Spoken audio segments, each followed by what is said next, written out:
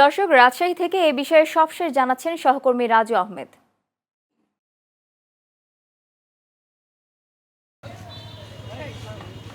আমরা এই মুহূর্তে অবস্থান করছি রাজশাহীর যে সিরোয়েল বাস টার্মিনাল আছে সেই বাস টার্মিনালের। গতকালকে সন্ধ্যা থেকে সিরোয়েল বাস টার্মিনাল এবং রাজশাহীর সাথে সকল রুটের বাস চলাচল বন্ধ করে দিয়েছে শ্রমিকরা।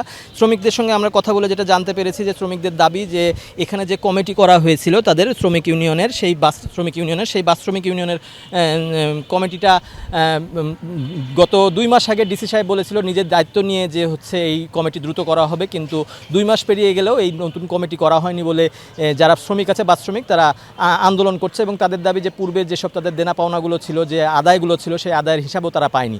তো এদিকে এই বাস চলাচল বন্ধ থাকায় যারা যাত্রী আছে তারা চরম দুর্ভোগের ভিতরে পড়েছে। রাজশাহী থেকে দূরপাল্লার বাস যাচ্ছে না, অটোতে করে ভেঙে ভেঙে তারা নাটোর হয়ে সিরাজগঞ্জ হয়ে ভেঙে ভেঙে তারা যাচ্ছে। তো এই ছিল রাজশাহীর বাস টার্মিনাল থেকে আমার কাছে সর্বশেষ চিত্র। ধন্যবাদ রাজু আপনাকে।